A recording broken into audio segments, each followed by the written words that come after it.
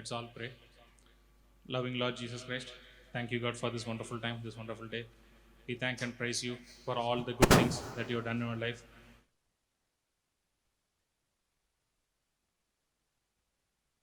And also, God, bless the people who are working over here. Bless all the equipments, multimedia team, and all the volunteers who are supporting here. Be with them. There should not be any issues. Bless the people who are coming over here. Bless them with your rich word. Help us to be a overcomer in our daily life. Be with us. I ask all these things in Jesus' precious name. Amen.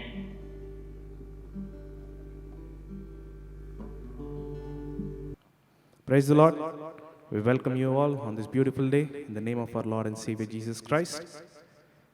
We have a privilege that the first thing in the morning on the Lord's day, we are going to sing His praises. I don't know how many of you really think of it as a privilege, but I would suggest that we take it as a privilege because our praises directly reach God who's in the highest of thrones. As we sing His praises, it's going to reach Him. So let us, keeping that in mind, let us worship Him, let us praise Him for all the goodness that He has been showing towards us. We're going to start with song number 648. Song number 648, Rock of Ages.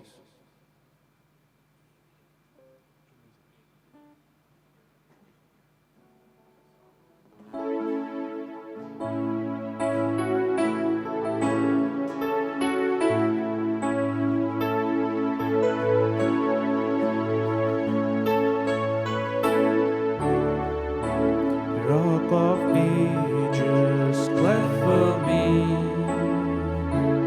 Let me hide myself in Thee. Let the water and the blood from the wounded side which flow be of sin the double cure. Save from wrath and make me pure.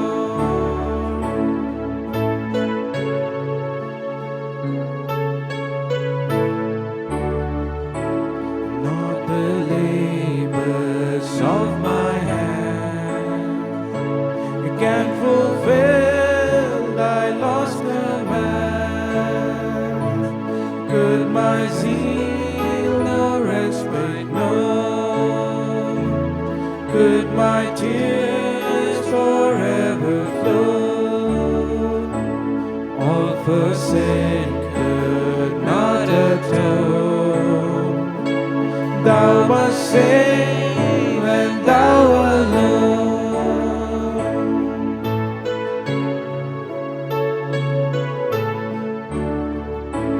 Nothing in my hand I pray,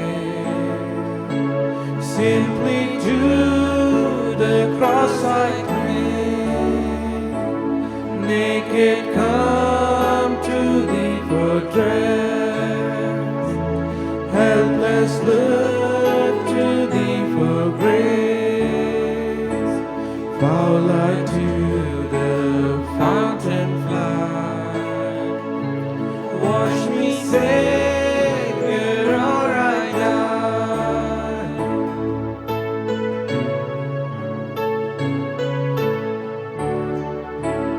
While I draw this fleeting breath, when my eyes shall close in death, when I soar to worlds unknown, see Thee on Thy judgment throne.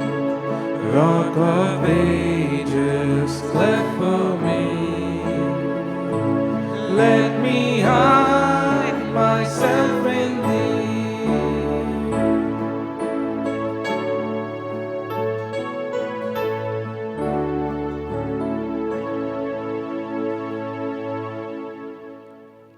I would request one and all, as we sing the next one, to kindly raise up to your feet as we acknowledge His presence, that He is amongst us and He is being praised by the songs that we sing with all our heart.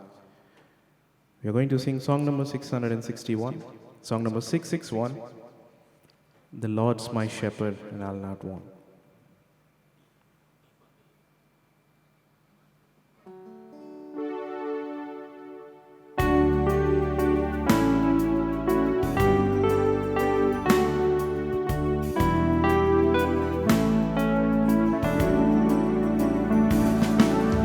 Lord's my shepherd, I'll not want. He makes me down to lie in pastures green. He leadeth me to quiet waters by.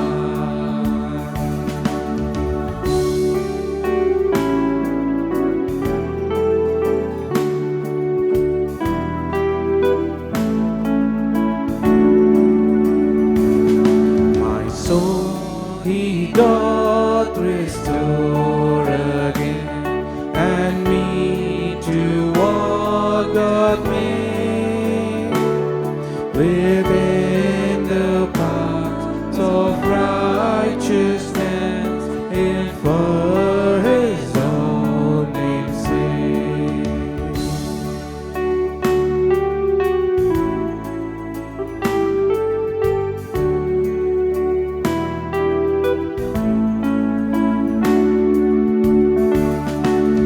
Though I walk in death's dark way, yet will I fear no end. For thou art with me, and thy rod and staff my comfort still.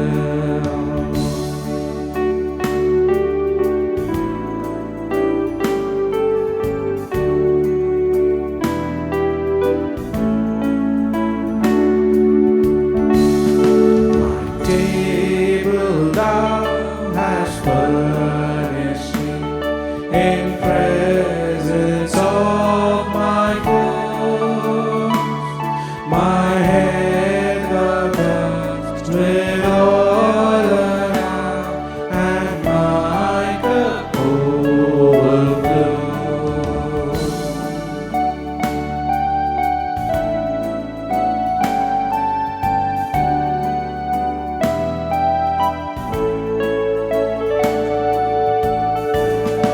Goodness and mercy all my life shall surely follow me, and in God's house forevermore my dwelling place shall be. And in God's house forevermore my dwelling place shall be.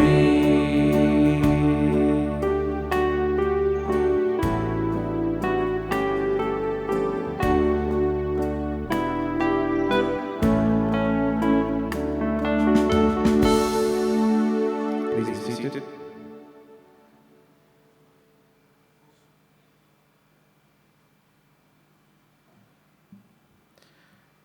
As we are washed by the blood that He has shed on the cross, that set us free from all our sin and given us the salvation that we require to see Him. We are going to sing about that fountain that thief has talked about, that washes us, cleans us from sins. We're going to sing song number 663. Song number 663, There is a Fountain Filled with Blood.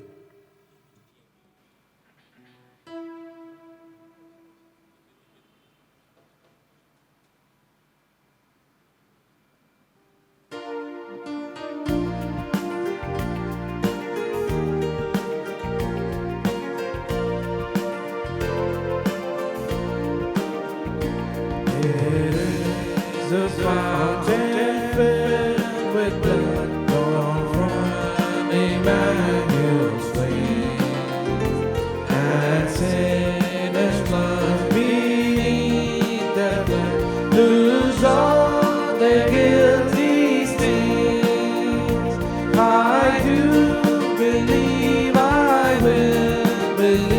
that Jesus died for me, that on the cross He shed His blood from sin to set me free.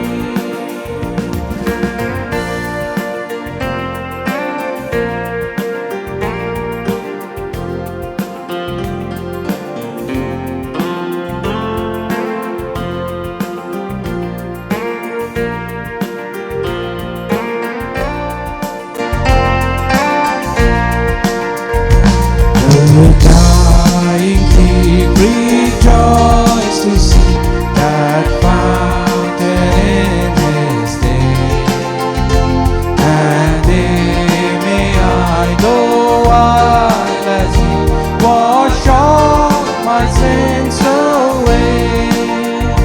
I do believe, I will believe that Jesus died for me, that on the cross He shed His blood from sin to set me free.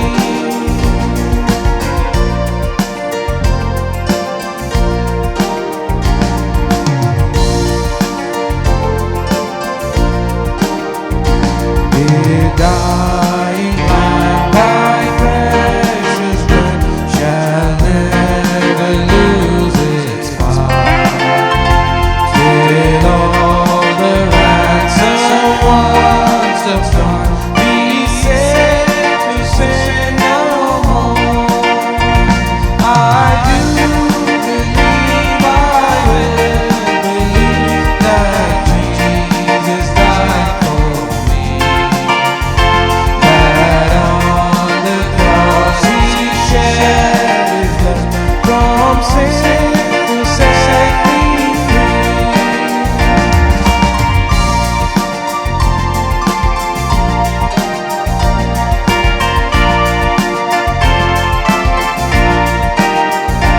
And since by faith I saw this stream, thy flowing womb supply, redeeming love has been my life, and shall be till I die. I do believe, I will believe that Jesus died for me, that on the cross He shed His blood from sin to set me free.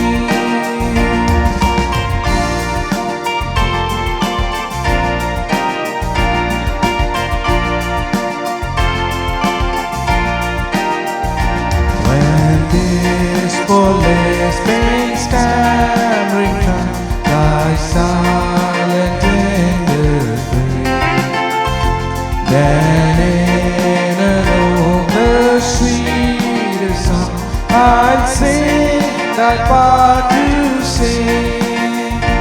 I do believe, I will believe that Jesus died for me, that on the cross He shed His blood from sin to set me free, from sin to set me free, from sin to set me free, that on the cross He shed His blood from sin to set me free.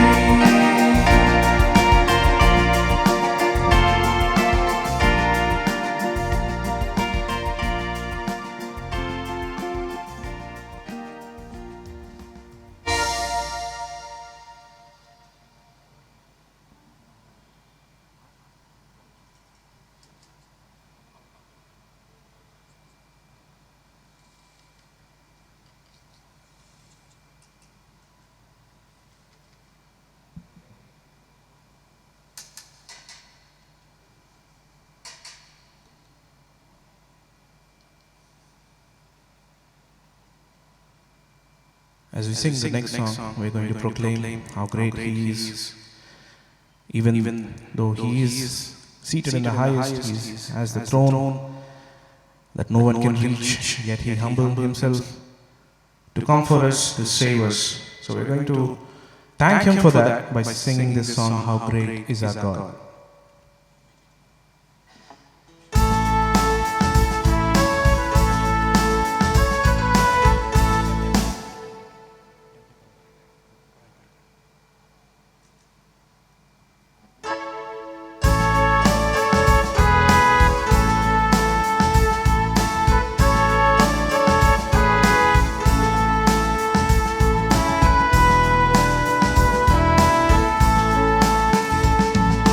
Splendor of a king, clothed in majesty, let all the earth rejoice, all the earth rejoice.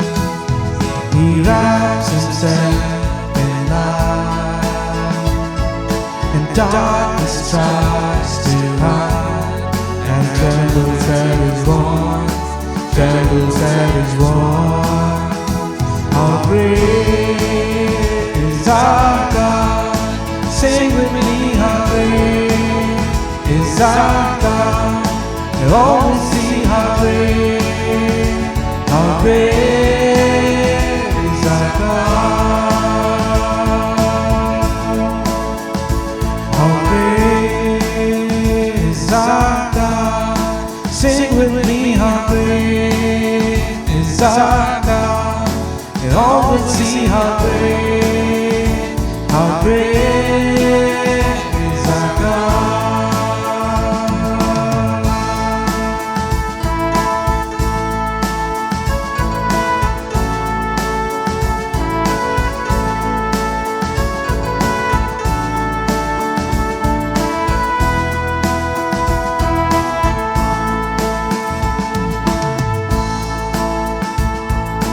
Age to age we stand, and time is in His hand.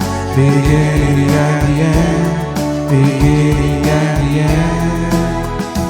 With the God, three in one. Father, Spirit, Son, the Lion and the Lamb, the Lion and the Lamb. How great is our God? Sing with me, how great is our God? And all will see how great is our God. How great is our God? Sing with me, how great is our God? All would see how great is our God. Name above all names. Name above all names. Worthy of all praise. And my heart will sing how great is our God.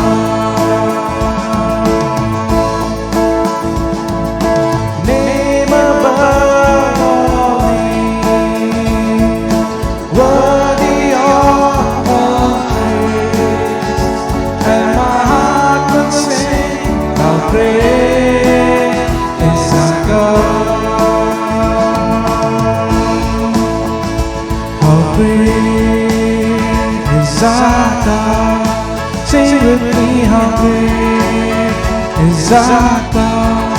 And all will see how great is our God. How great is our God? Sing with me, how great is our God? And all will see how great is our God.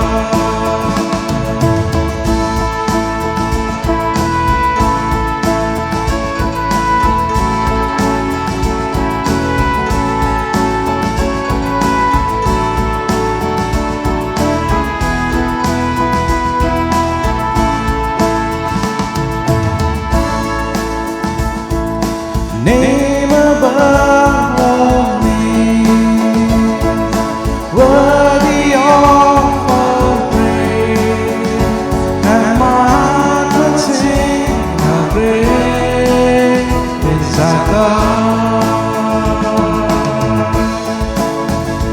You're the name above all names, you are worthy of all praise, and my heart would sing, how great is our God. How great is our God. Sing with me, how great is our God. And all will see how great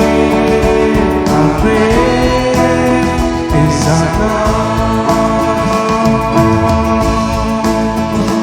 How great is our God.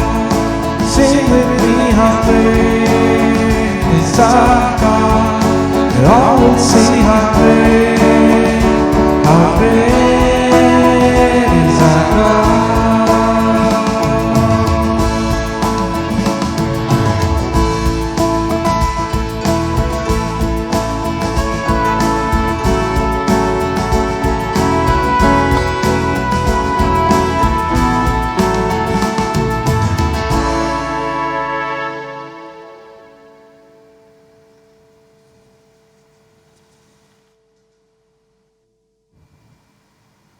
As we continue praising Him, we are going to glorify His name, lift His name, as it is the name above all names, as we have just sung right now. And we'll ask God that we build upon the examples, upon the principles that He has shown us, that we are going to build our lives on it. We are going to sing a song called Build My Life, as the lyrics that are being projected on the screen. Sing them along with me. Let us praise Him, let us worship Him, because this is a very important opportunity that we get, because we are going to be asked how many times did we praise Him when we got the chance. There are a lot of people who don't have the voice, who don't have the heart, or sometimes they don't have the opportunity to sing His praises, but we are very fortunate that we have the chance to sing His praises. So as we sing this song, I would request one and all to kindly open their mouths. And not just with our tongues, our mouths. We are going to worship Him with all our heart.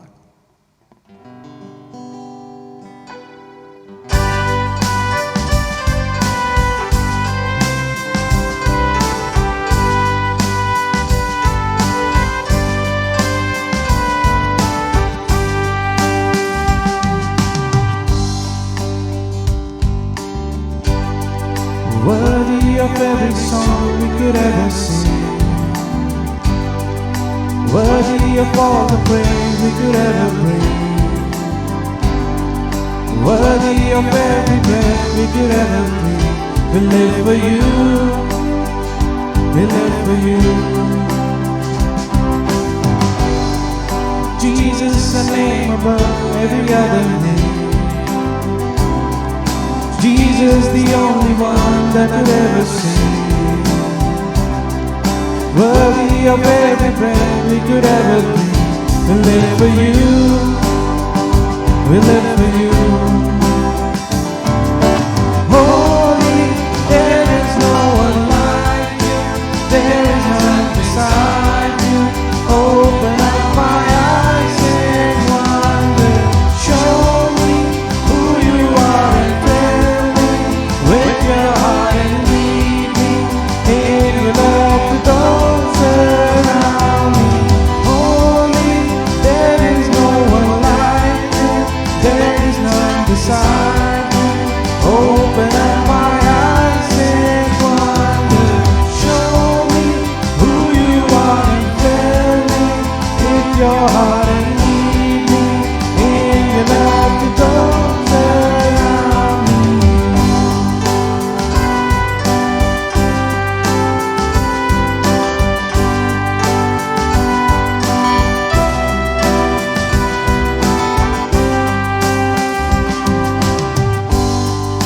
Worthy of every song we could ever sing,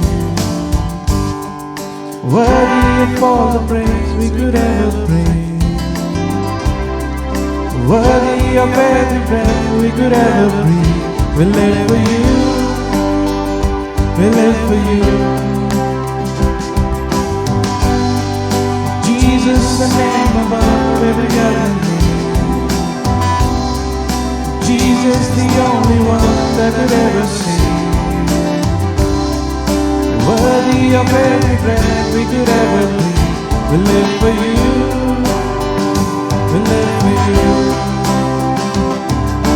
Holy, there is no one like you, there is none beside you. Open up my eyes and wonder, show me who you are and tell me with your heart and lead me in your arms closer around me. Holy, there is no one like you, there is none beside you.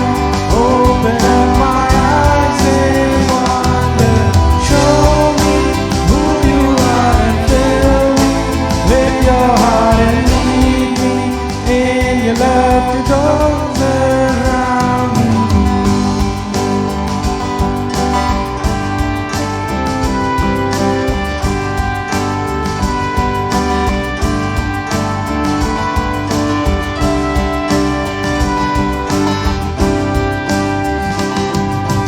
I will build my life upon your love. It is a firm foundation. I will put my trust in you alone, and I will not be shaken. I will build my life upon your love. It is a firm foundation.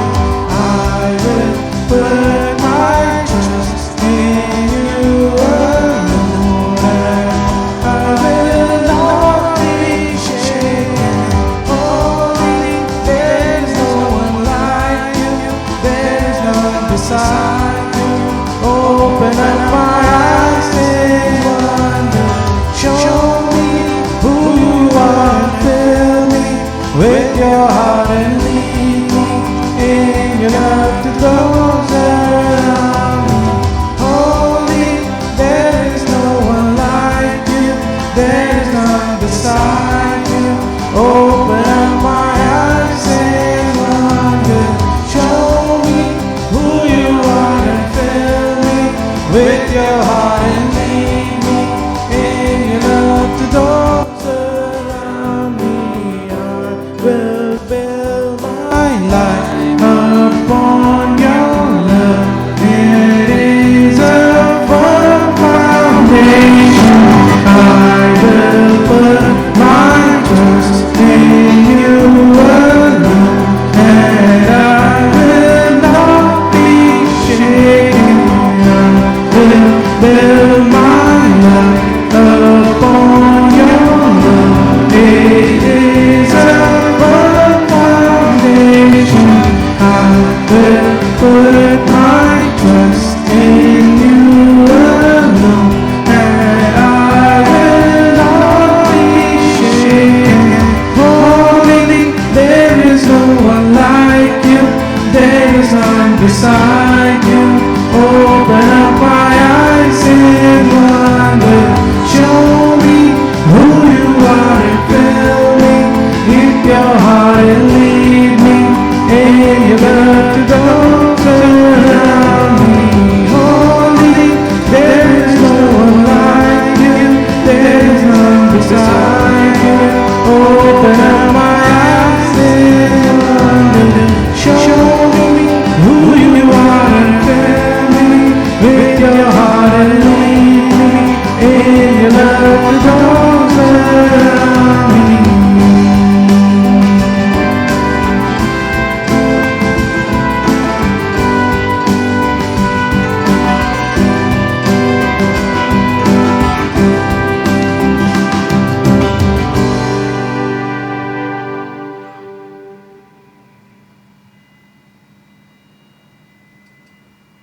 I would request one and all to kindly raise up your feet one more time. As we sing a very, very old song that all of us know. We sing, when we bless His name. We are going to sing song number 708. Bless the Lord, O my soul.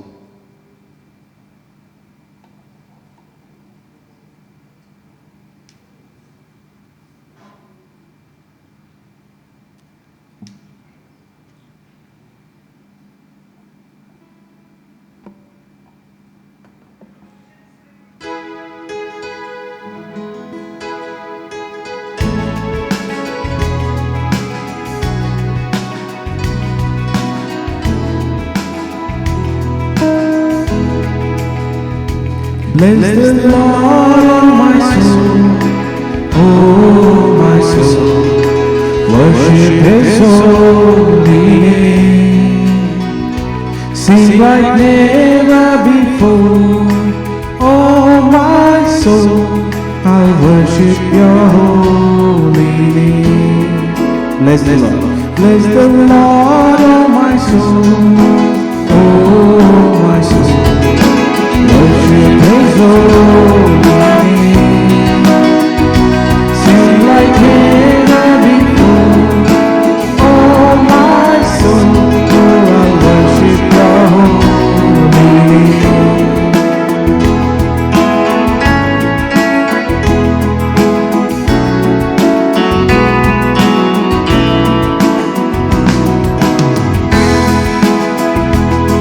The sun comes up. It's a new day dawning. It's time to sing Your song again. Whatever we pass and whatever lies before, let you be singing when the evening comes. Bless the Lord, oh my soul, oh my soul, worship His holy. Sing like never before, oh my soul, I worship Your holy name. Yes, I worship Your holy name. I will worship Your holy name.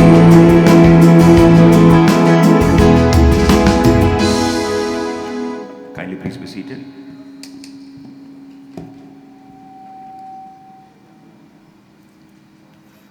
In order to worship the Lord, shall we turn our Bibles to Psalm 52, reading all together verse 8 for our morning meditation. Psalm 52, reading all together verse 8. Psalm 52, reading all together verse 8 as well as 9 prayerfully.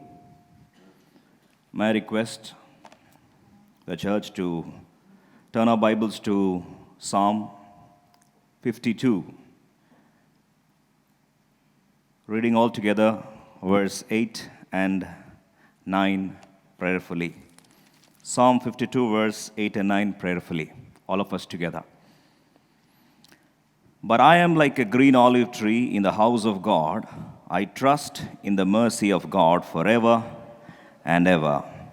I will praise Thee forever because Thou hast done it, and I will wait on Thy name, for it is good before Thy saints.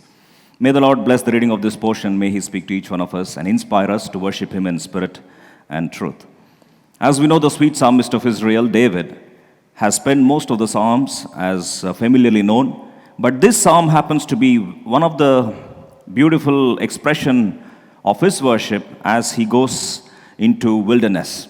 We know the story of David, that he, in the fear of Saul, he ran away to save his life into the wilderness. And then we know the story that he seeks the shelter of the king of Gath by name Achish. And there he tries to feign himself, morph himself. And then when his identity is known, from there he runs away. In the story, as he runs into wilderness, there he tries to seek the help of the priest. As we know, turning our Bibles to 1 Samuel chapter 22 verse 9, when he seeks the shelter of the priest Ahimelech, suddenly one of the trusted herdsmen, the chief of the herds of Saul, by name Doeg, this Doeg immediately sees that David has come here to seek the refuge, and as he starts watching him, suddenly he finds that David seeks the help of the priest, and priest in turn gives him the shewbread as well as the sword. This sword, as he hands it over into the hands of David, this Doeg notices that. And immediately he becomes an informer and goes and reveals this to Saul. That's the background of the story. Let's turn our Bibles to 1 Samuel 22 verse 9. Quickly, please. Then answered Doeg the Edomite, which was set over the servants of Saul, and said, I saw the son of Jesse coming to Nob to Ahimelech, the son of Ahitub. Verse 10, please. Next verse. And he inquired of the Lord for him, and gave him victuals, and gave him the sword of Goliath the Philistine. The entire story is now revealed inch by inch unto Saul. In other words, Doeg happens to be an informer, the backbiter, to reveal the entire story of David unto his enemy Saul.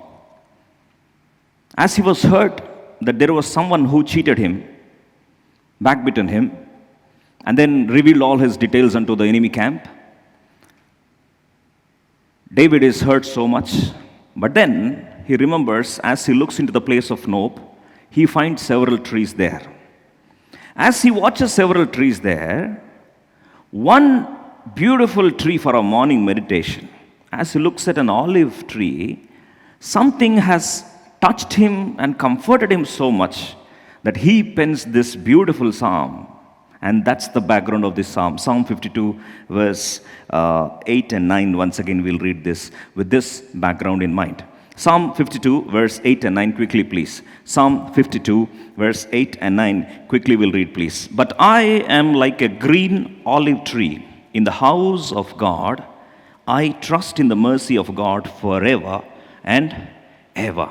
I will praise thee forever, because thou hast done it, and I will wait on thy name, for it is good before thy saints.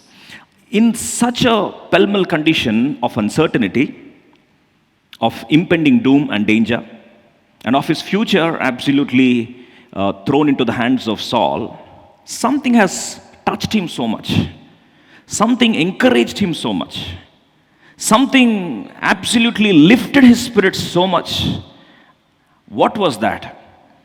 He sees a beautiful picture wherein, in the place of Nob, he sees olive tree. And when he looks at the olive tree, this olive tree is planted in the house of God, and now he remembers and says, then I don't need to worry about it when I understand the message of this olive tree. What is the message of the olive tree? Verse 8. I am like a green olive tree in the house of God. I trust in the mercy of God forever and ever. The beauty of the olive tree is it is planted in the house of God. But where does it get its strength? How does it survive? What is the secret of its survival? What is the secret of its revival? What is the secret of its nourishment? What is the secret of its strength? Then immediately he says the secret of the strength of this olive tree is it is planted in the house of God. Whereas for me, the secret of my strength is I trust in the mercy of God. Have we ever understood the strength of a person trusting in the Lord? That's why Jeremiah chapter 17, quickly we'll read Jeremiah chapter 17, verses 7 and 8, please. Jeremiah chapter 17, verses 7 and 8, all of us together. What is the strength of a man? How blessed we are. Blessed is the man that trusteth in the Lord, and whose hope the Lord is. Verse 8. For he shall be as a tree planted by the waters, and that spreadeth out her roots by the river, and shall not see when heat cometh. Now he says, yes, the times are not as comfortable as I felt. there is heat. In other words, there is difficulty all around. Secondly, but her leaf shall be green and shall not be careful in the year of drought. As now I am entering to the year of drought, I shall not be worried at all. No thought shall bother me, neither shall cease from yielding fruit. Now, Psalmist David remembers this and says, I am like this because I trust in God, and blessed is the man who trusts in God. You know what is my strength? My strength is I trust in God, and for me, the steadfast mercy of God is my strength. Have you ever understood how blessed we are as we see that we depend on the mercy of God? The mercy of God is such a fascinating virtue of God. Often we don't understand the intensity of it. That's why book of Micah chapter 7 verse 18, we'll read all together. Our God delights in certain things. When we know this truth, nothing shall scare us, nothing shall lead us into guilt trip, and nothing shall throw us into feeling unworthy. Because we understand who our God is, then that's when we worship God. Micah chapter 7 verse 18, all of us together. Who is a God like unto thee, that pardoneth iniquity, and passeth by the transgression of the remnant of his heritage? He retaineth not his anger forever, because he delighteth in mercy. Let's focus on that last line, last phrase. Our God is a God who delights in mercy. God who delights in mercy. In other words, God who drives happiness when he executes mercy. Suppose you like something and you enjoy doing it. Would you do it rarely or would you do it often? Often. Because we love to do it and we enjoy it. If certain area draws you happiness, mostly you will try to visit that place. If doing something gives you such joy, you repeat doing it. When you ask God, what is the joy that you derive, in which you delight, God says, I delight in showing mercy. God who delights in mercy. David understood this fact. He says, olive tree is planted in the house of God. I trust in the mercy of God forever and ever. Therefore I will praise the Lord. Therefore I will worship the Lord. Therefore I will thank the Lord. Because Doeg, the cheetah, he depends on man, but I don't depend on man. Leading verse 7, Psalm 52 verse 7. We'll contrast three beautiful blessings of trusting in the mercy of God and trusting in men or trusting in our strength. Let's contrast these two people, Doeg and David, and may we join together with David and may we worship the Lord. Psalm 52 verse 7. Now talking about Doeg, he says, this is the man that made not God his strength, but trusted in the abundance of his riches and strengthened himself in his wickedness. Doeg, he happens to be the head of the herd, being fed by the riches of Saul. This man is rich enough because the entire herd is in the control of Doeg. This man's strength is in the abundance of his riches. Secondly, this man joined hands with Saul, the wicked Saul, and second strength of this man is his wickedness. Now David says, my strength is not in this riches nor in the wickedness, but my strength is in the mercy of God. What is this mercy? How is it going to be a blessing for us? Psalm 52 verse 8, it says, the mercy has made him to rely on the house of God. In other words, it planted him into the house of God. That's why if you see Paul talking to Gentile church, in other words, Gentiles, Romans were Gentiles, outside the commonwealth of Israel. They are not the heirs of promise, but when he compares and then encourages them at the same time instigates the Jews. He turns to Romans chapter 16. Let's turn our Bibles to Romans chapter 11, please. Romans chapter 11, verse 13, please. First, now he addresses to Gentiles. Romans 11:13. For I speak to you, Gentiles, inasmuch as I am the apostle of the Gentiles, I magnify my office. Now he talks to Gentiles and then he mentions the profundity of gospel being outside the commonwealth of Israel, how we do not have access to be planted in the house of God. But then he understands something strange happened. Verse 17, quickly. Verse 17. And if some of the branches be broken off, and thou, being a wild olive tree, were grafted in among them, and with them partakest of the root and fatness of the olive tree. Like we who were Gentiles, we are not permitted to enjoy the heritage of the promise. But outside the seed of being Abraham's seed, we do not have any access to enjoy, or we do not have the privilege to be planted in the house of God. But something strange happened on the cross. What is that? We were grafted, as we being the wild olive tree, we are grafted unto the original olive tree. Now, therefore, when actually we were wild olive tree, when it was cut and then brought into the original, the true olive, automatically our origin differed, and then we are planted into the house of God. That exactly is what is the beauty of a child of God. But how did we get this? Verse 30, 31. Same, Romans chapter 11, verse 30 and 31. All of us together. For as you in times past have not believed God, yet now obtained mercy. Because of mercy. Number one, we are accepted into the commonwealth of Israel. Accepted to be planted into the house of God just because of the mercy. Our God who delights in mercy. And in verse 31 he says, verse 31, even so have these also now not believed, that through your mercy they also may obtain.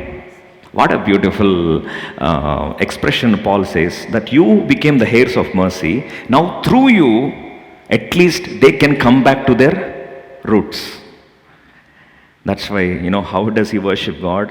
Verse 33, beautiful expression of God's mysterious ways. Verse 33, oh, the depth of the, altogether please. Oh, the depth of the riches, both of the wisdom and knowledge of God. How unsearchable are his judgments, and his ways past finding out. How unsearchable are his judgments. We all expected that we would be judged to death, judged to go to hellfire. But his judgments are unsearchable. You start researching it, it's mysterious.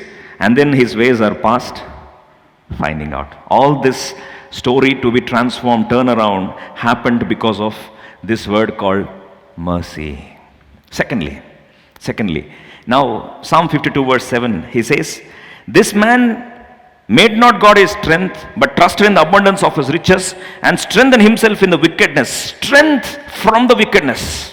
Yeah, man derives strength from wickedness. Man derives strength from his cunningness or subtleness. That's why whenever you need to make a policy decision, or you need to find loopholes in some policy decision, generally the advisors whom you seek are the ones who know the entire loopholes of the system.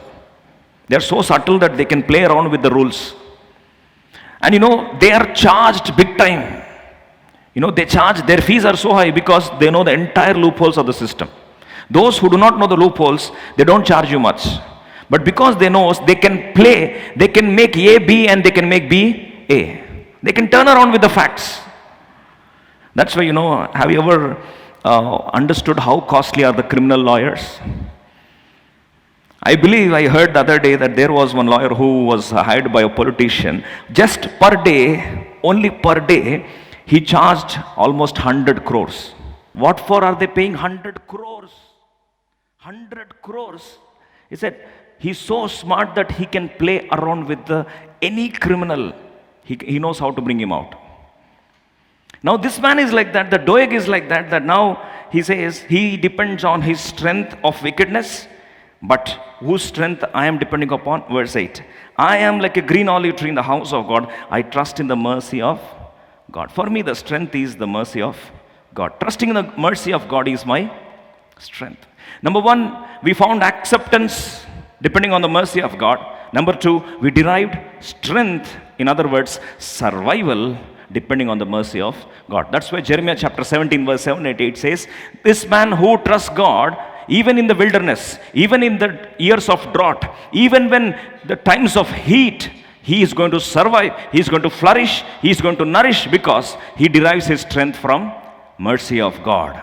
Secondly, number one is acceptance due to the mercy of God. Secondly, survival or strength due to the mercy of God. Now lastly, we'll turn to Hosea chapter 14 verse 4 to 6. What does this olive tree speak to each one of us? Hosea chapter 14 verse 4 to 6. This is a beautiful chapter which talks about the revival call. In other words, the altar call. What does it say? It calls about the most heinous, hopeless, backslidden believer, absolutely taken the grace of God for granted, frustrated the mercy of God, but still something penetrating happened, and now Hosea calls forth those backslidden believers to come back to God.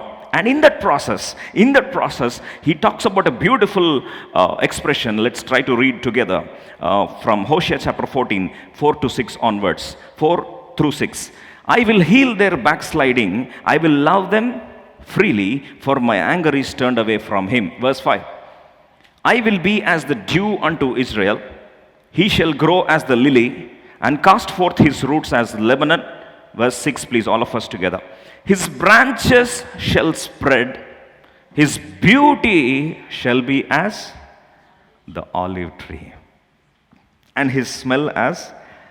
Now, when Hosea calls forth the people to come back to God, he reminds and says that their beauty, if they come back to God, if they be revived, if they accept the revival call, if they come back from their backsliding process, and if they come back to God who heals them freely, the first thing that's going to happen is their beauty shall be as a olive tree. That's why when we are backslidden, it shows on our visage, countenance. Sometimes when something bothering us inside, it shows outside. Similarly, if something bothers our spirit, it manifests on our countenance. That's why Bible says in fact, David himself says, Psalm 32, he himself confesses in verse 4. He says, if my sins are not forgiven, it had an impact on my physical countenance, that he says, for day and night thy hand was heavy upon me. My moisture is turned into the drought of summer. He says, this moisture in my skin, it became like a drought of summer, that, when the ground loses its moisture, it becomes dried. And then after it becomes dried, it becomes lifeless. And then cracks. Then the entire beauty of the moisture is gone. David says, because of sin, because of my backslidden experience, this had an impact. Then he talks about bones, he talks about his health, he talks about spiritual experience, all that is fine. But now he says in verse 4 that my moisture is sucked out. At this point of time, when he says that my moisture is gone, Hosea says that you come back to God, then your beauty shall be like olive tree. An olive tree, in fact, the olive oil, it is said that it is researched also that olive oil gives you countenance and the glow and then moisture on the skin. That's why for most of the moisturizing agents, olive oil is used as one of the ingredient. A very, very organic ingredient which doesn't give you any side effects. That's what science says. But this fact was told long back by Hosea and says, you come back to God. This God who is rich in mercy, when you depend upon His mercy, is asking you to come back to God anytime, freely. Verse 4, Hosea chapter 14, verse 4. Let all those who are backslidden come back to me. You know, the way He calls the people, He says, unconditionally. Whatsoever may be the heinous situation you are, whatsoever, how sorry your state may be, howsoever stooping low your backslidden process could have been, and says, I will heal their backsliding, I will love them freely. Unconditionally, I am asking you to come back. Unconditionally, I am asking you to please draw forth towards myself. I will extend mercy, and this mercy will make you like an olive tree, wherein your face shall have the moisture back, and it will start having the glow of the beauty.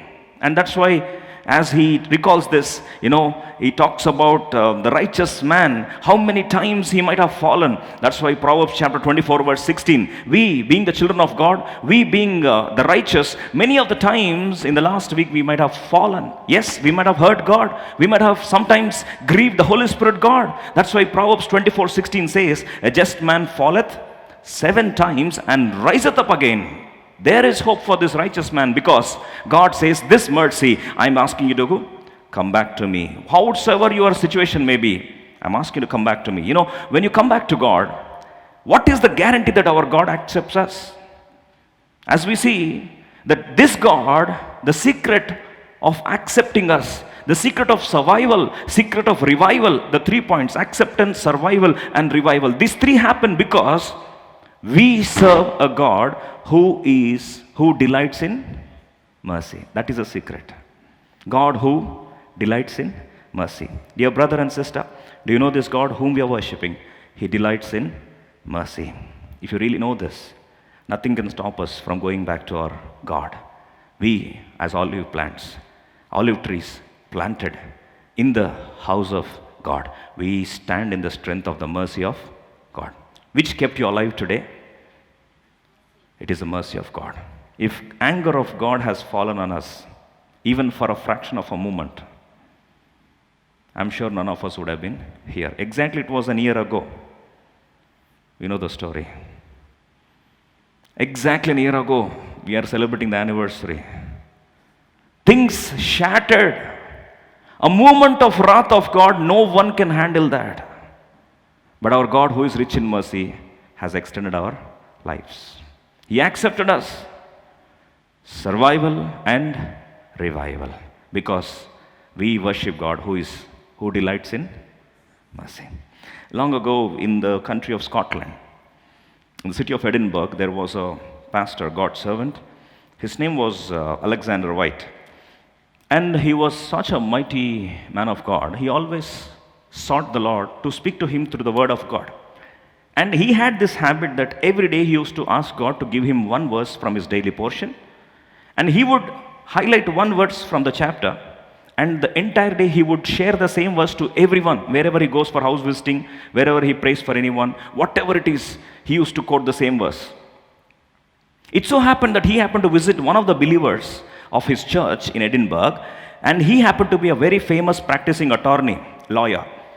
He goes to the man and then he tries to talk to him, and about to come back, and then this attorney says, "Brother, do you have any word for me?" And this man says, "I just have one word for you." He takes his paper and then writes Micah chapter 7 verse 18. He says, "This God, He delights in mercy."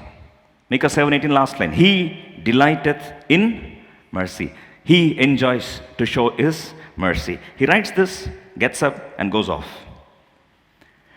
Next day, this attorney straight away walks into the house of this man, the God servant, the pastor, and then says, "Brother, I can't thank you enough. Yesterday I was in such a state of denial. I didn't even wanted to come back to God. I knew for sure God will never pardon me. But let me tell you, when you wrote that word, God who delights in mercy, it acted powerful than a medicine. I badly needed that word. I badly needed that word. Rather, I would tell you this acted like an oxygen for a dying patient. I was spiritually dying. And that words, God, this God delights in mercy, has brought me up. It revived me again. I can't thank you enough. Then this man asked this question to the pastor and said, what made you give that verse? This man said, pastor said, I just have this habit, you know, right? I seek the Lord, his daily portion. One verse, he spoke to me the same thing. I just blindly gave the verse to you. I don't even know your condition. But that verse, God who delights in mercy, that revived him up. We know this beauty of this. We took in along with Psalmist David. You know, he says, I will praise the Lord. Psalm 52, verse 8 and 9. Together we'll read it and worship the Lord. We'll stand up and worship the Lord as we read this verse. Shall we all stand up right now and read this verse together? Psalm 52, verse 8. But I am like a green olive tree in the house of God. I trust in the mercy of God forever and ever. Next verse, verse 9, all of us together.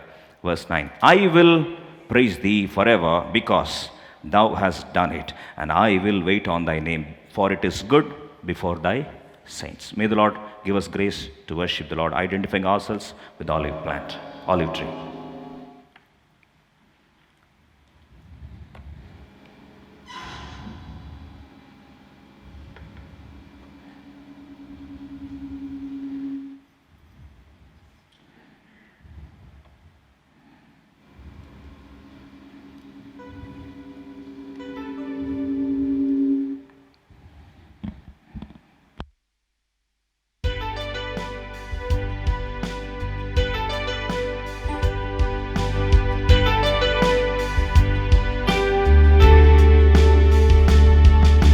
Brokenness and wandering through all my fear and unbelief, your faithfulness appears to me again. Through mountaintop and valley low, in every season this I know, your greatness like the dawn will break again. Oh, your mercies rising in this heart again, and my soul begins to sing. They are new every morning, new every morning.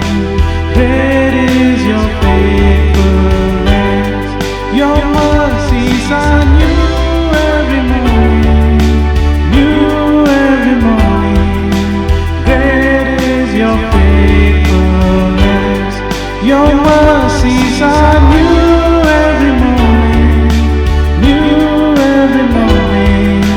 Great is your faithfulness, your mercies are new every morning, new every morning. Great is your faithfulness.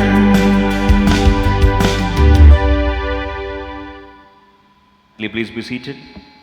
Shall we close our eyes for a moment and recollect our God who delights in mercy, and may we praise his name along with David.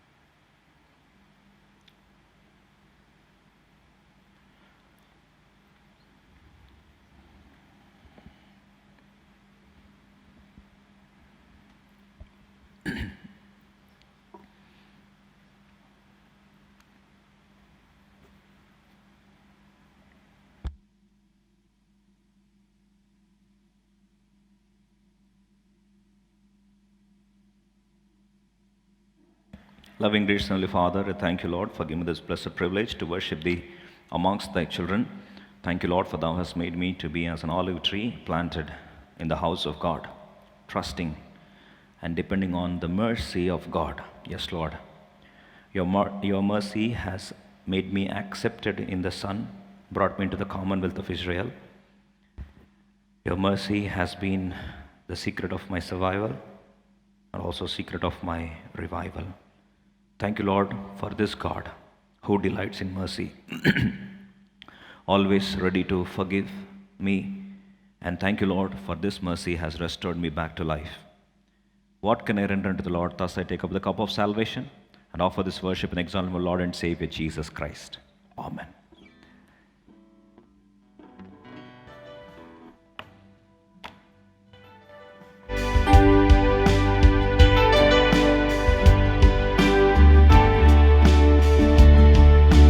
Every good and perfect gift in your endless grace you give, flowing from the Father's heart to mine. Beams of heaven as I go through this wilderness below, the fullness of your love for all of time. All your mercies rising in this heart again, my soul begins to sing. They are new every morning, new every morning. Great is your faithfulness. Your mercies are new every morning, new every morning. Great is your faithfulness. Great is your Jesus, great is your faithfulness.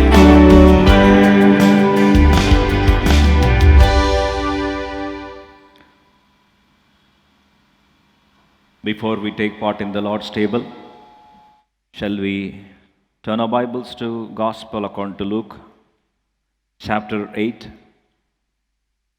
Luke, chapter 8.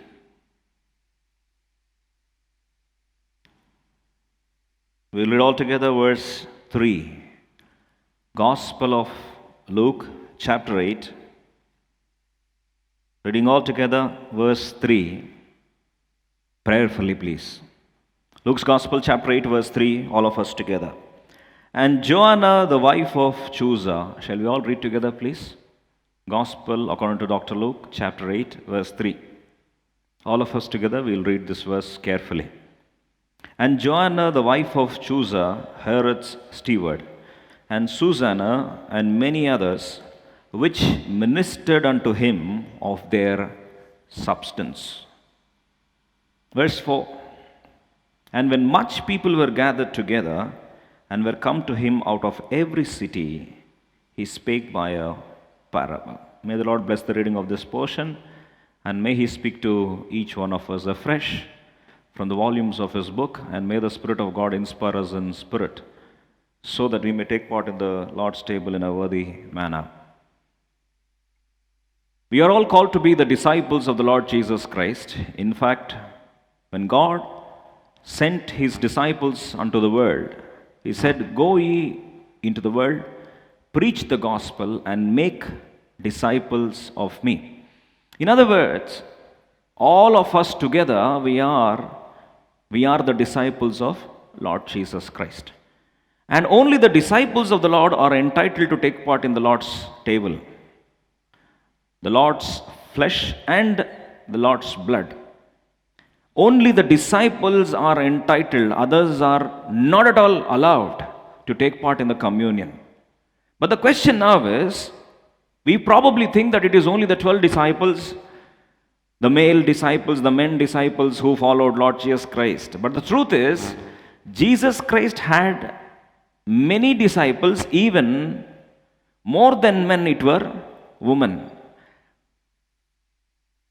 And especially in this male chauvinistic world, we have this question that still does God consider women to be his disciples? But the beauty of Lord Jesus Christ's calling is, in the entire record of his ministry, when God gives a testimony about women, it's absolutely classically the stalwart, hallmark, phenomenal testimony given by Lord Jesus Christ, even in terms of life as well as in terms of death, they were the ones who always stood by. As a matter of fact, we will try to meditate beautiful inspiration from the life of Joanna. Who is he? Who is this Joanna? As we try to understand what is the greatness of this lady or this woman, and why can we be inspired, trying to meditate about her life, how can it be a blessing to us? The problem is, many of the times we underestimate the role of women in the ministry, and we underestimate the role of women in the spiritual world. It was not woman who sold Lord Jesus Christ for 30 silver coins. It was not woman who denied Lord Jesus Christ thrice. It was not woman who forsook the Lord Jesus Christ and left and went away. All the credit goes to us. We were the ones who sold Lord Jesus Christ for 30 silver coins. We were the ones who denied Jesus Christ thrice. We, in the sense, I'm talking about men. And we were the ones who forsook the Lord in his dark times. And we were the ones who didn't even believe. We didn't even believe the resurrected Savior. And we were the ones who said, unless and until we keep our finger and see the witness of the wounds of Lord Jesus Christ, we will not be trusting God. It was all, the credit goes to men, the royal men. But those who always stood by Lord Jesus Christ and who believed Jesus Christ and who followed Jesus Christ right from birth even till the death were the women. That's why in disciples, Lord Jesus Christ has given equal share. In fact, he has given more preference and weightage unto the testimony of women, and he made that to be a beautiful inspiration, because generally we think ministry runs by the support of men. If we think that is our perception, then it is actually Lord Jesus Christ wanted to prove it wrong, because the biggest sponsors of Lord Jesus Christ's ministry, or the biggest driving force of Lord Jesus Christ's ministry, it was not the men who were the bread earners, but it was the women. In fact, Luke's Gospel chapter 8 verse 3, all of us together. And Joanna, the wife of Chuza, Herod's steward, and Susanna, and many others, which ministered unto him of their substance. That's why she happens to be the inspiration on record for all the future disciples who want to follow. She says, in God, Lord Jesus Christ says, she happened to be the forerunner, the pioneer, and a role model disciple. You can straight away take the beautiful inspiration from her. What is the secret of her inspiration? In fact, what made her to be the staunch, sincere disciple of the Lord Jesus Christ, and how can she be an inspiration to each one of us? As the Holy Spirit God inspires us, let's glean some of the thoughts as the Holy Spirit God wants to talk to each one of us today. The beauty of this woman is Luke's Gospel chapter 8 verse 3, and Joanna, the wife of Chuza, Herod's steward. When Dr. Luke wanted to mention about Joanna, Dr. Luke made a point that Joanna does not come from a normal background. Joanna's background is such a stature of epic that she happens to be the wife of the so-called Chuza, Herod's steward. As we know the story or the background, in Bible, Herod is a name which is repeated often. But when Jesus Christ was born, the Herod of that time was called Herod the Great. And he had a son by name Herod the Antipas. And this Herod the Antipas was given 1/4 of the kingdom, and this Herod is called Herod the Tetrarch. He happened to be ruling the place called Galilee. And this Herod, who happened to rule the place called Galilee, this Herod was none other than the Herod the Antipas, who beheaded the head of John the Baptist.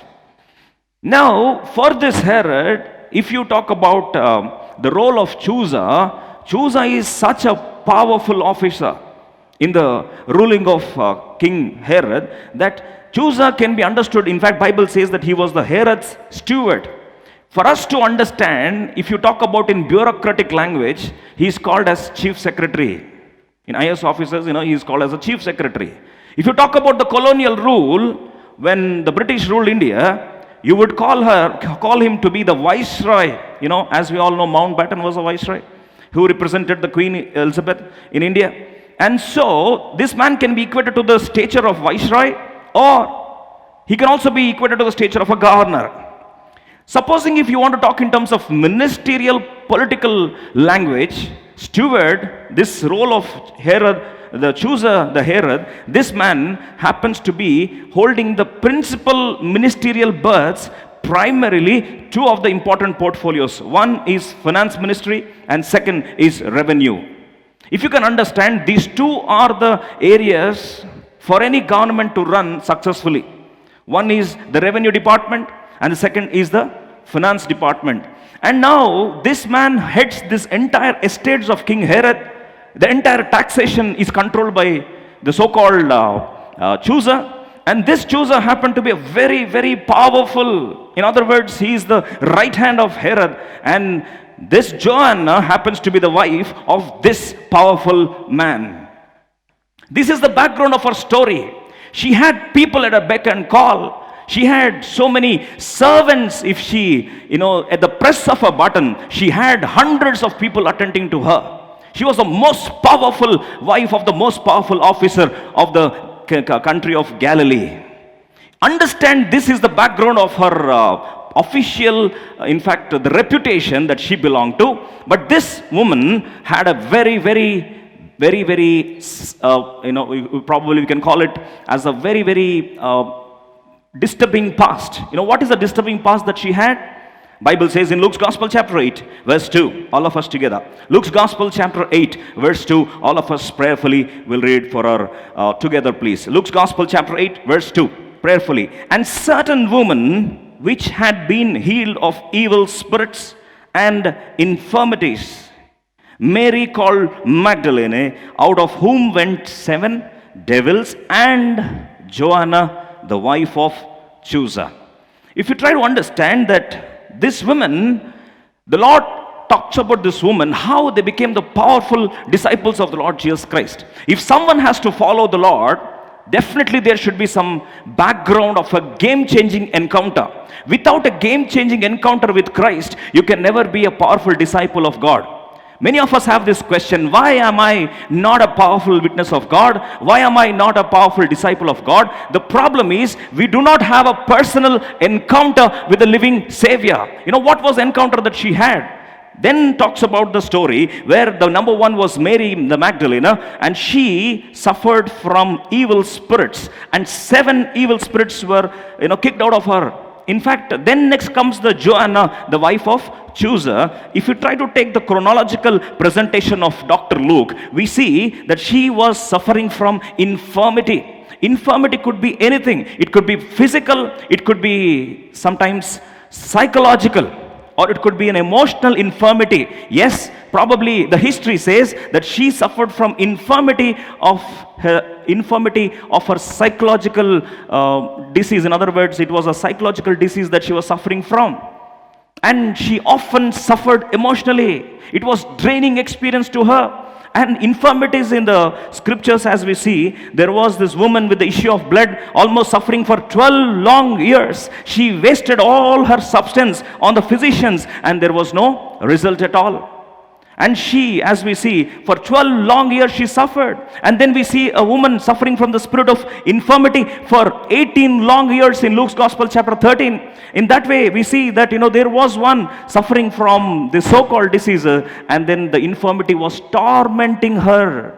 And she could not take that. And this chooser tried his best to give her the best treatment of the world. Every doctor tried. In fact, probably in those times, every psychiatrist and all the psychologists tried to give her the solace, so-called solace that she was earnestly praying for. But nothing could heal her. And all her money was wasted on several attempts, futile attempts, and nothing could deliver her. And this was her background. She suffered from the spirit of, in fact, the problem of this infirmity. With this background, one day, she happened to see the Lord Jesus Christ coming to her place.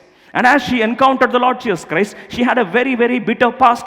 In fact, she saw John the Baptist being beheaded in the same palace that she was an audience.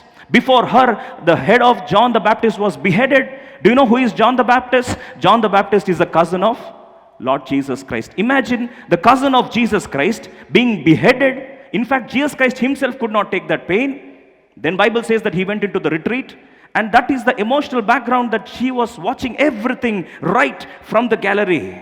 John the Baptist's head being chopped off, and then Lord Jesus Christ coming to the same place. And now she happens to hear about Jesus Christ, and she says, let me try this once. And as she goes to the Lord Jesus Christ heals her of her infirmity, or probably her psychological infirmity, or probably her physical infirmity. We don't know what exactly it is. But when she got delivered, she said something like this: I tried to waste a lot of money. I tried wasting a lot of my time. I tried wasting a lot of my talents, but nothing could heal me. This God, this Lord Jesus Christ has healed me. From now, what healing I received, what I have enjoyed, what I have experienced, let me be a blessing to many others. And she decided, she started following the Lord Jesus Christ. In fact, Bible says in Luke's Gospel, chapter 8, verse 1, all together please. Luke's Gospel, chapter 8, verse 1. It came to pass afterward that he went throughout every city and village, preaching and shewing the glad tidings of the kingdom of God. And the 12 were with him, and certain women. In other words, wherever Jesus Christ went, the beauty of Joanna's life is, wherever Jesus went, not only the disciples, not only the 12, even the so-called women, the sisters also accompanied him. And Joanna always wanted to be a powerful witness and disciple of Lord Jesus Christ. Wherever Jesus was going, she too was following him. The truth of the story is, when can you be a powerful witness of God? Quickly, we'll see 7 beautiful truths. The first thing is, if you want to be a powerful disciple of God, if you want to be a powerful follower of God, you can follow God when you really have a grateful heart. And grateful heart comes from a grateful experience. And grateful experience stems from the love that you encountered from the Lord. That's why in Luke's Gospel, chapter 7, just the preceding verse, what exactly made her to be a solemn follower of Lord Jesus Christ? The truth is, Luke's Gospel, chapter 7, verse 47. All of us together, please. Wherefore I say unto thee, her sins which are many are forgiven, for she loved much. But to whom little is forgiven, the same loveth little. Our gratitude or a grateful heart comes from the so-called secret of love. And what decides love? How much you experience God, so much is the love you encountered from God. That's why your love is directly proportional to your experience. When you experienced God, it paramounts into the experience of love. This love makes you grateful. That's why always this love does not stop at just an emotion. Love definitely takes the second step, that's called giving. That's why Bible says in John's Gospel, chapter 3, verse 16, for God so loved the world that he gave. The second step of loving God is giving. Now the question is, when can we give? In other words, giving can be understood in our language as investment. If we have to invest something, we need to have some resources, right? Some resources, some capital. Our capital can be time, our capital can be talents, our capital can be treasure. 3 T's. Treasure, time, and talents. These 3 can be our capital, which God has given to all of us. Our love for God dictates our giving. In other words, our investment. I want to explain a beautiful cycle and then close for the day. This cycle decides the entire economy of time, talent, and treasure which you are going to spend. Before we close this financial year, probably if we have to make an audit of what our expenditure or investment could be, This cycle will surely tell us to assess where exactly are we investing. That's why this probably is called a scriptural cycle, the biblical cycle of our economy. Probably you can call this, cycle of investment, and investment is decided by the love. So love decides your investment. That's why where there is love, you try to invest in that place. You love something. You love cars. Where do you invest? On cars. You love costly phones. Where do you invest? On phones. You love saris. Then where do you invest? On saris. Then you love gold. Where do you invest? On gold. So, it goes without saying that Matthew chapter 6 verse 19, where our love is, that decides our investment. So, we'll read all together Matthew 6:19. Lay not up for yourself treasures upon earth, where moth and rust doth corrupt, and where thieves break through and steal. Wherever we invest, definitely it is subject to robbers. It is exposed to the threat of thieves. Sometimes, there are professional thieves. Probably you might understand there are certain thieves who indirectly rob you. I don't want to mention them. In different forms, they say this thing, that thing, so this thing. Indirectly, directly, you understood the language that I'm trying to convey. They try to squeeze from you. So, thieves, wherever we invest, there are certain thieves who rob you, right? And now the story is love directs your giving, but now the beauty of the entire cycle is this giving directs your going. Matthew chapter 6 verse 21. Matthew 6:21. Quickly please. Matthew 6:21. Quickly we'll read this and understand the cycle of our economy. Matthew 6:21. All of us together. Where your treasure is, there will your heart be also. See, generally when we understand this, cause and effect, we understand the story, right? If treasure is there, it affects your giving. No. That's where we need to be a little cautious about. There will, is it future tense or present tense? Or past tense? There will be means what? Future tense.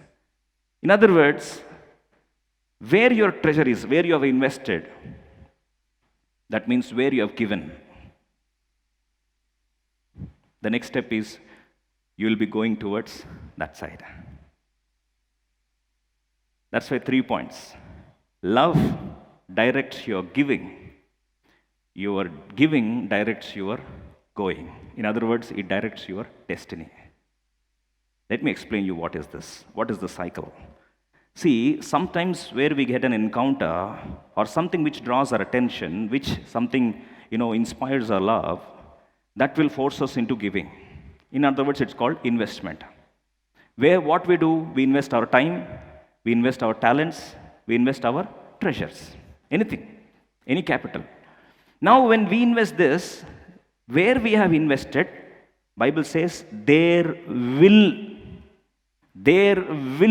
your heart be. In other words, you will be going towards that direction only. If we have invested on things temporal, our heart and our going, our behavior, our entire propensity will be towards the temporal things. One such example is Lot's wife. Why did she turn back? Because she had her investment in Sodom and Gomorrah. Why did she invest there?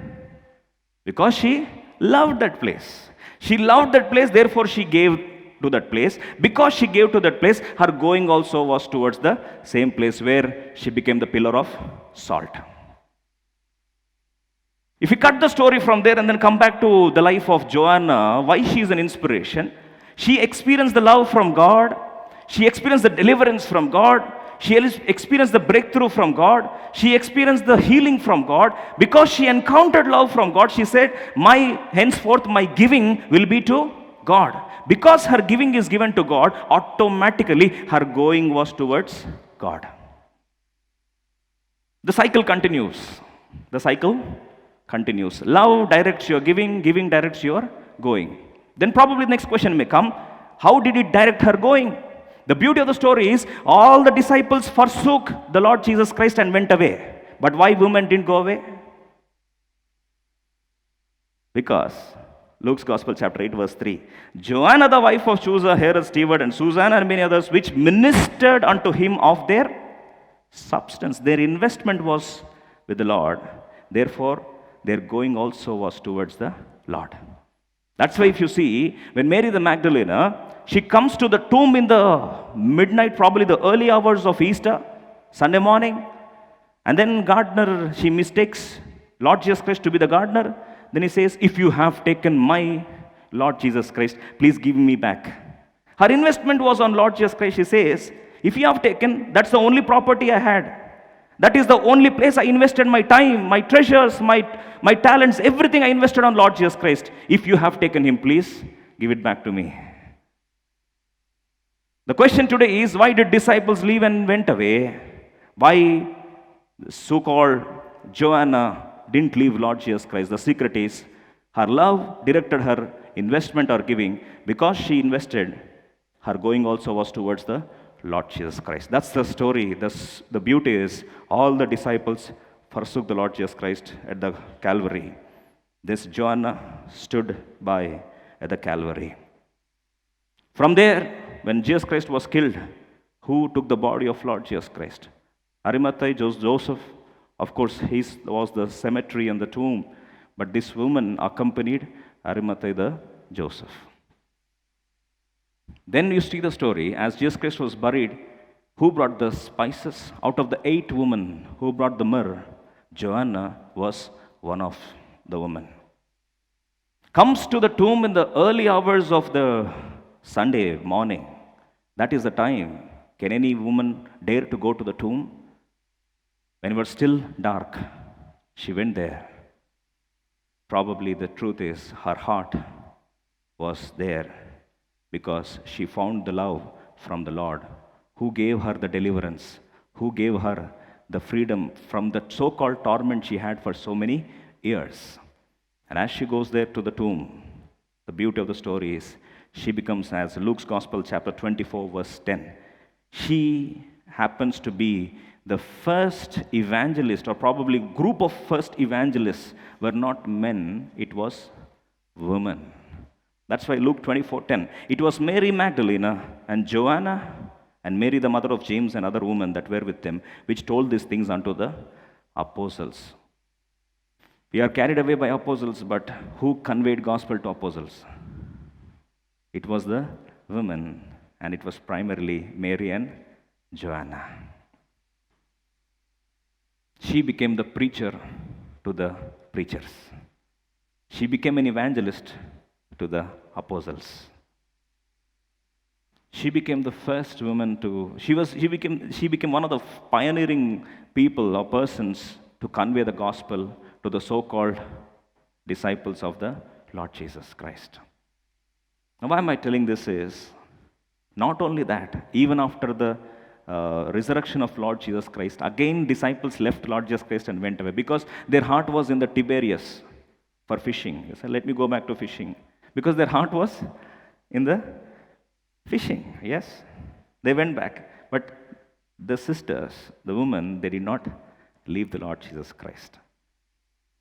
Even not just that, even after the ascension of Lord Jesus Christ, in the early formation of the church movement, out of the 120, Acts of Apostles, chapter 1, verse 14, again it was the women and Joanna along with them, who happened to be the pioneers of the church movement. Out of the 120, it was one of the powerful supporter of the ministry was Joanna. Why am I telling this is, when we understand that it was the heart or it was a love which led to giving, and the giving took them to going. And therefore, the experience of going towards the Lord Jesus Christ, nothing could separate her from the love of God. And why do we do that? Does God really need our resources? Does God really need our time? Does God really need our talents? Does God really need our treasures? If you see Psalm 50, verse 10, or Psalm 24, verse 12 and 26, It is heaven and earth, and all the abundance is created by God. He doesn't need our resources at all. When God could call for the stones to become worshippers, He doesn't need us at all. He says, I can make the stones as the children of Abraham. I don't need. In fact, God doesn't need our resources. But why should God expect us to, encourage ourselves to be givers of our talent, treasure, and time to the Lord? The secret is Deuteronomy chapter 8, verse 17 and 18. We'll read this and close for the day. Deuteronomy chapter 8, verse 17 and 18. Deuteronomy chapter 8, verse 17 and 18. Quickly, please. No, problem is when we go to the promised land, when we are full, this is the biggest dissuading factor which enables us, or which probably pulls us back into the world. The secret is, and thou say in thine heart, verse 16 and 17, please. 16 and 17. Deuteronomy 8, 16 and 17. This is the reason why God endorses us to be givers, a cheerful givers unto God. You know why? Because of this reason. Who fed thee in the wilderness with manna, which thy fathers knew not, that he might humble thee, and that he might prove thee to do thee good at thy latter end. Verse 17. And thou say in thine heart, my power and the might of my hand hath gotten me this wealth. But thou shalt remember the Lord thy God, for it is He that giveth thee power to get wealth. Who gives us power to get wealth? It is God. Next, that He may establish His covenant which He sware unto thy fathers, as it is this day. First thing is, our giving says that we remember the Lord. Our giving once again confirms us that we remember the Lord, who is the reason for our power, which has given us the wealth. It is not our strength, but it is God who gave us the power to earn. When we give to the Lord, the time, sometimes our talents, physically volunteering for the Lord, sometimes our treasures, it signifies that we acknowledge God as the giver of our strength. Secondly, it also acknowledges that we remember God. And thirdly, it acknowledges that we love God. That's why, what does God expect? Love the Lord with all your heart. That's why God doesn't need our resources actually. But the truth is, once again reminds us that we acknowledge God as the giver of our strength. And she understood that this is God who delivered me. And what all I've been blessed, I want to be a blessing unto many people. That's why in Ecclesiastes chapter 11, verse 1 and 2, what all she has done, probably Chusa, the finance minister, passed away without any legacy. But Bible talks about Joanna, who invested eternally. And Ecclesiastes 11:1, cast thy bread upon the waters, for thou shalt find it after many days. Probably when she was ministering unto the Lord, when she was going from place to place, walking with the Lord, how much of ill repute she became, how much of slander she encountered, how much of sacrifice she had to all her comfort zone, trying to minister God and take care of His needs. In fact, the Bible says that she took care of the needs of the Lord Jesus Christ and His disciples. Wherever He went, their food expenditure, their accommodation, their clothing, everything was taken care by Joanna. When God blessed her, she became a blessing unto many people. And eternally, she invested, and Bible says that cast thy bread upon the waters, for thou shalt find it after many days. That's why, Charles Spurgeon, as we know, the famous preacher of the preachers of England, he had one son by name Thomas.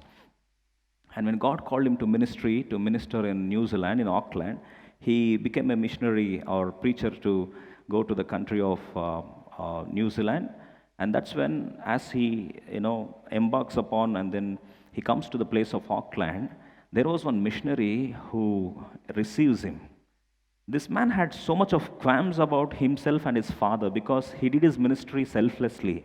He didn't take any royalty, and all his messages which were printed in the newspapers in those times, he didn't collect the fees also.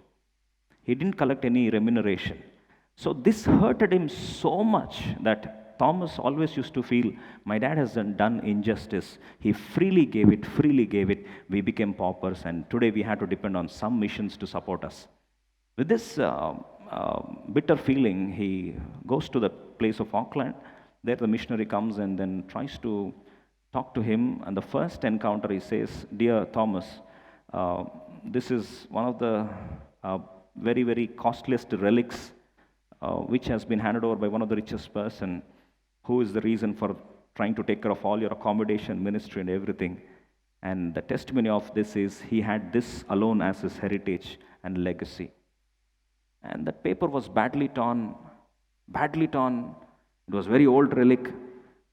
He takes it and then says, this message for the anxious seekers, penned by Charles Spurgeon, 1882. He was shocked. He said, how can this be the heritage? How can this be the legacy? How can this be the precious relic? Then this man says, you don't know the story. All this ministry happened because of the sacrifice of one rich man, and he wanted to end his life in the hospital bed. And that day, someone, brought some stuff, and they wrapped it in the newspaper. After the stuff is eaten off, this paper was thrown away. And one fine particle of this paper fell on his cheek, and that's when he lifts it up and sees that this is a message for the anxious seeker. He reads it, finds the gospel in the Lord Jesus Christ. He's saved. He writes his legacy to this mission, and today the ministry is happening because of the sacrifice of this man. And this man inspired by this small relic, and he says this is his only property, and he always carried it through with him in his pocket. And after his demise, he handed it over to me, and I want to hand it over this to you. This man was shocked and said, how can this be the secret of such explosion of ministry? And then he takes this paper, immediately sends it to his father who is in deathbed, and writes to his mother and says, Mom, we thought that dad's ministry has gone to dogs and it was not at all rewarded. But now I remember Ecclesiastes 11, throw the bread onto the waters. After many days you're going to find it. Anything done to the Lord, God is no man's debtor. Shall we close our eyes and take part in the Lord's table? Wherever we are in the solemn presence of the mighty God. Let's examine ourselves. Are we really loving God? If we are loving God, our investment of time, investment of talents, investment of treasures would be towards the expansion of His kingdom eternally. And our love directs our giving, and giving directs our going. And eternal going is proportional to our giving, our investment of these three things. Where are we heading towards? Where are we going to? Let's examine ourselves in the light of the Word of God. Whatever we invest here, moth is going to eat it away. One fine day, we are going to hand over everything. The day we breathe our last, we hand over everything in our hands unto somebody else. Somebody else is going to take everything. We are not even going to take even a single penny with us. What we do for eternity, that alone lasts, and that alone counts. That alone takes us towards the going. May the Lord give us grace to examine ourselves in the light of the Word of God, and may we take part in the Lord's table in a worthy manner. Wherever you are, shall we pray? Take part in the Lord's table in a worthy manner.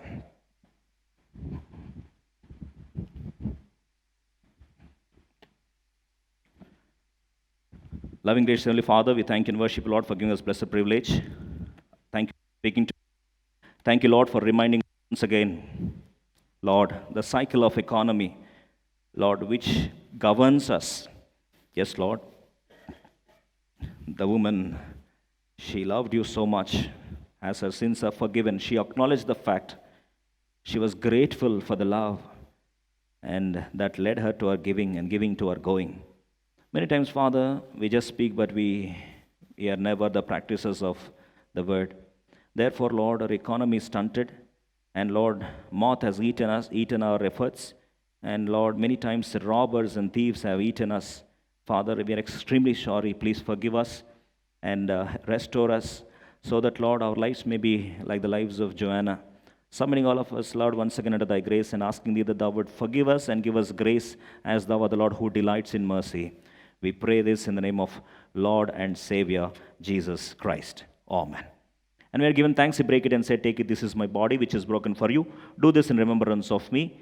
After the same manner also he took the cup and he supped, saying, this cup is a New Testament in my blood. This do ye as often as you drink it in remembrance of me. All those of us who have who have examined ourselves, we request you to raise your hand. The bread and the cup will be brought to you. Both are packed in the same container. Kindly take part in a worthy manner.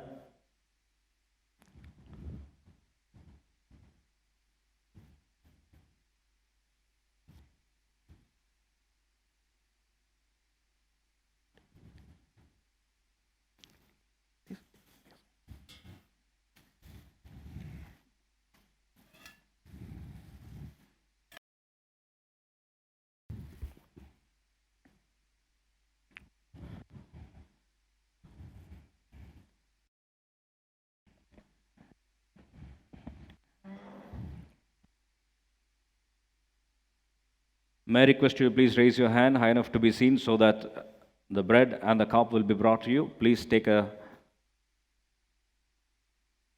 kindly take part. Both the bread and the cup are packed in the same container for hygiene reasons.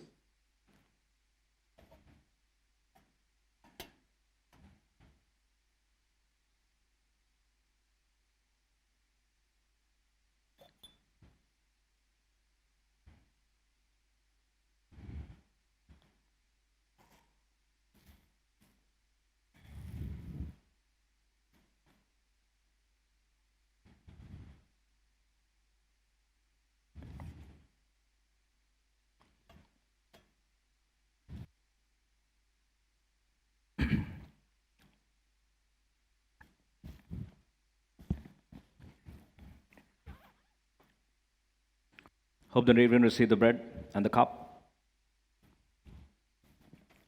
Shall we pray?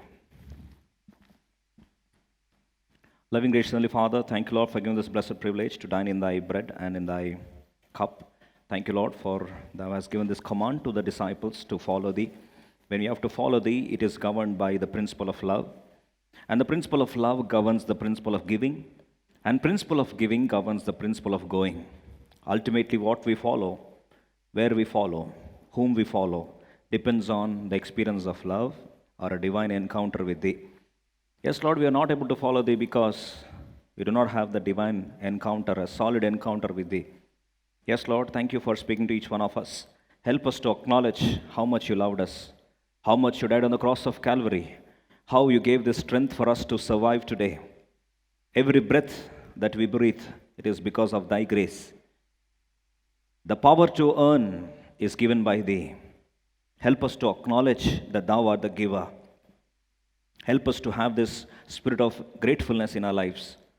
Help us not to forget what thou hast done in our lives, Father. Please govern our economy in such a way that it is eternally, Lord, paying off dividends forever. Thank you for speaking to us. We pray, Lord, for the remaining crumbs which remind us of those who are yet to join. In thine own time, thou may visit and bring them. We pray for the backslidden believers. We pray for the unsaved members of the family. In thine own time, thou may visit and bring them. Also, Father, we pray for the requests of the church. We pray for every request, Lord, thou may answer in thine own time, honor the faith of the church.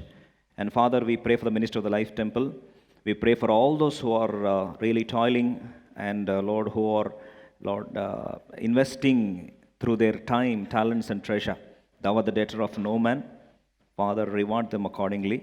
And Father, we pray for Jyotsna Supriya for our pre-final exams, MBBS, and our final exams also from in the month of April from 6th onwards. Father, give her the grace and health and give her the, Lord, power to excel for thy glory. We pray, Lord, that thy promises may be fulfilled. James 1:5 may be fulfilled. Loving Father, we pray for every request of the church, Lord, both expressed and unexpressed. Lord, those we are praying at the 24 hours chain prayer, every prayer may be answered in thine own time. Honor the faith of the prayer warriors and of the prayer seekers. Submitting all of us unto thy grace, we pray this in the name of Lord and Savior Jesus Christ. Amen. Kindly please be seated.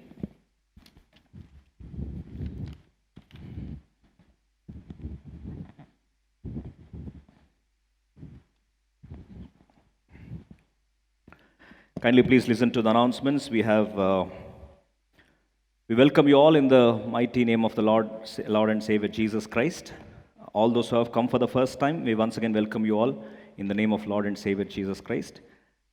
We believe that you have got the access to the membership cards, all those permanent members, and those who have the membership card, temporary membership cards also.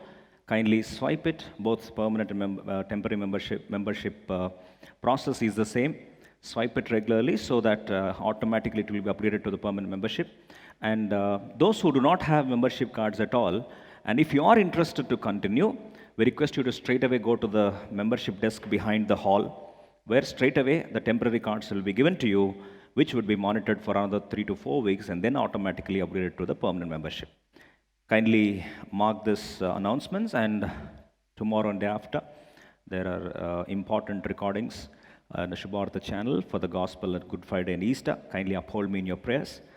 And also another important announcement, kindly, if the Lord wills, we will have 2 services on Good Friday as well as Easter. English service remains as it is. Telugu services will be clubbed. Kindly please note the change of timings. The English service will be as it is from 7:30 to 9, whereas Telugu service will be from 9:30 to 12:30. 9:30 to 12:30. Kindly please note the timing change in Telugu service. And kindly please, if you haven't saved the numbers, kindly please save the official numbers 900099565 and 564 for prayer tower number. Shall we all stand up and submit our offering unto the Lord? God loves a cheerful giver. When we acknowledge the Lord's grace, and may the Lord enable us to be a cheerful givers. Final prayer shall follow the offertory.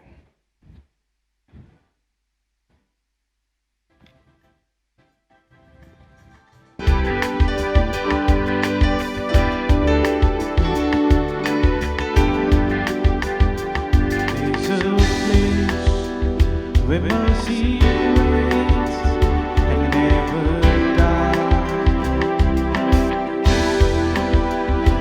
There's a place where streams of grace flow deep and wide.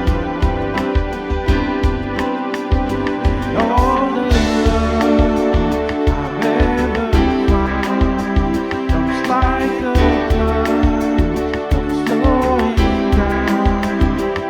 At the cross, surrender my life. I'm in of you, I'm in of you. Where your love ran red and my sins washed white. I owe to you, I owe to you, I owe to you, I owe to you, Jesus.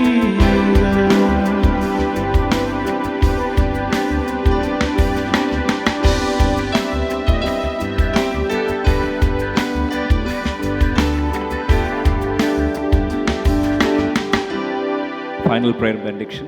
Loving gracious Heavenly Father, thank you, Lord, for the word sown. Thank you, Lord, for giving us blessed privilege to worship Thee. Thank you, Lord, for inspiring us through Thy word. Thank you, Lord, for giving us blessed privilege to be partakers of Thy flesh and Thy blood. Thank you, Lord, for giving us grace to acknowledge that Thou art the giver of strength for us to even earn even every penny. It's because of Thy grace. Thank you, Lord, for accepting our offertory. Let it be used for Thy glory, and Malachi 3:10 may be fulfilled on our behalf. As the dear ones are going home, send them with Thy blessings. And this entire week, help us to be powerful witnesses for Thy glory. As we submit this into Thy grace, asking Thee that Thou would enable us to be powerful witnesses for Thy glory. As the dear ones are going home, send them with Thy blessings. We pray this in the name of Lord and Savior Jesus Christ. Amen. May the love of Heavenly Father, the grace of Lord Jesus Christ, the constant communion of the Holy Spirit God, may be with each one of us now and forevermore. Amen. Praise the Lord. Thank you for joining us.